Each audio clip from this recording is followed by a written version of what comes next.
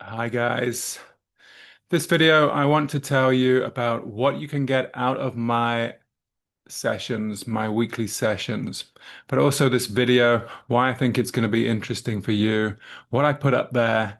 Basically, I put up these topics every week, weekly topics, and what's new, what's interesting, what's exciting about that. Anyone can put up topics every week. Of course, every textbook, every online library has this list of topics. Yes, true. What is different about these is that they are completely up to date. I'm taking resources from around the web, the best sourced resources. I am putting them together as a kind of museum curator would collect all the best pieces of art. Some of them may be older, some of them may be very new, but the point is they all tie together to make something new. Whether it's old pieces being displayed in a different way, being combined with new ideas, new ways of looking at things. Also, within each topic email, there is a series of questions for you, discussion questions and comprehension questions as well.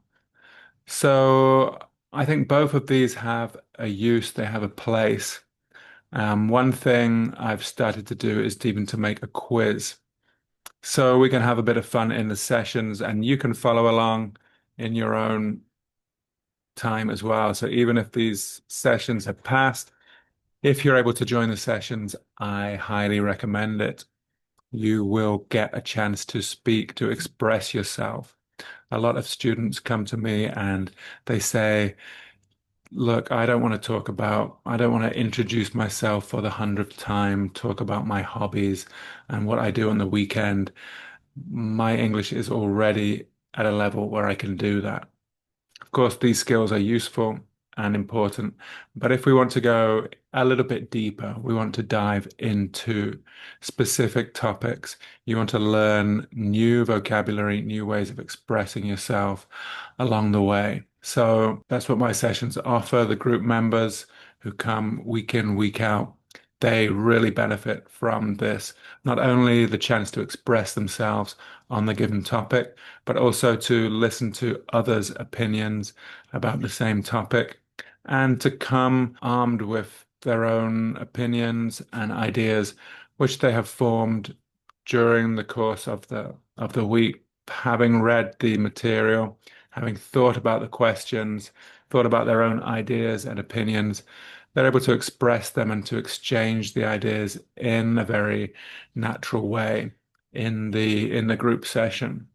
So yes, there is a structure, there is a format.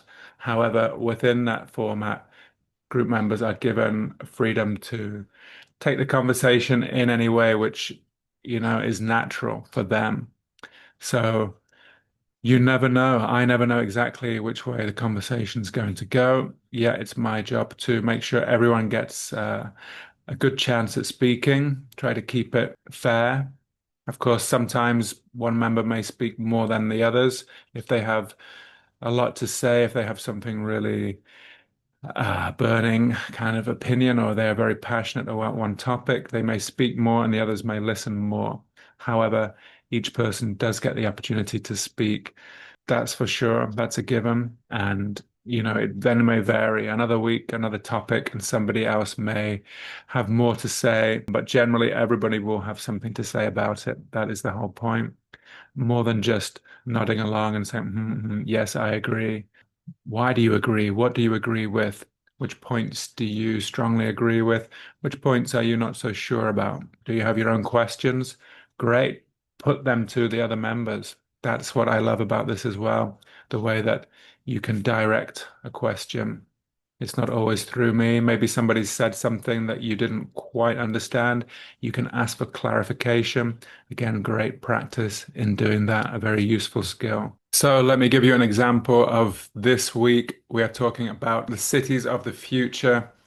And this came in a series of science articles that one of the members suggested. She found this, and one particular article in the New Science Journal, I believe, and it's a great article. However, I noticed that it's rather long, something you might expect to find a full format article in a magazine. So, as you can imagine, the language is really at the top level. It's advanced, it's aimed at native speakers. And while this is great, I understand that, you know, it's going to take a long time to dissect, really, especially for members of the group that are not the strongest. So, what I did is a couple of things. I put it into audio format to make it more convenient because I know many of you may have a commute to work and it's easier to listen into something. And you also can practice your listening skills at the same time. However, even doing that, that was when I put all the clips together, and I used the latest technology, which is a voice to text to voice AI technology from Google, and it's very clear. But they put together, and the duration was about 35 minutes. So I decided, okay, there must be a shortened version. So I created something at about 10% of the length, kind of a summary, but an extended summary of the article, putting the main points across. And I included that as a resource for the members. I also then put that an audio format of that. I then found another interesting video created by the news network Al Jazeera. So top quality, talking about modern cities and how there can be this kind of battle, this kind of conflict between smart cities, cities wanting to get as much data as possible so they can use that to create, a more efficient, better run city for all the citizens. But on the other side, having access to this huge amount of data, of course, creates questions of surveillance and data protection and, who is using all this data, who's watching it, and is it necessarily a good thing? So that was an excellent resource, I thought, to complement the article. So we've got the full article, we've got the shortened article, I've got audio versions of both of those. I've got another video which you can watch to complement it. Then from that, I've got put together a series of 10 discussion questions, which you can look at, which really get you to think about these questions. And I put together a quiz which all of these resources I'm going to share with you down below. So you can go through them yourself. You can test your knowledge and understanding. And beyond that, you can think about what you think. You can consider the questions, put your opinion across in English. If you cannot join the group, then write it down below or record yourself and send it to me somehow. Not sure exactly how that would work at the moment, but I am putting together another group, which is an asynchronous group, which I think people could then record themselves doing that. So I believe these are extremely useful resources. It goes beyond, hi, how are you? And it's the next level to one-to-one.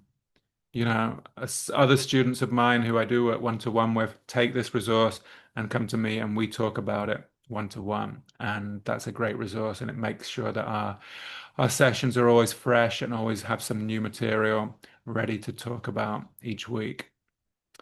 So there's a list of ways which could serve you, hopefully, and something to suit everyone who is at least, you know, for this topic, I'd say you probably need to be at least on the verge of upper intermediate. You need to be intermediate and probably not just a basic intermediate, but mid to high level intermediate, getting towards advanced. Then this material and this way of learning is really going to serve you and improve your English expression. So that's all for now. Thanks for watching this video, and I hope that you find a way to engage with this material. Check out down below for more, of course, subscribe, like, that's really going to help me. I appreciate your time. Thanks for watching. See you soon.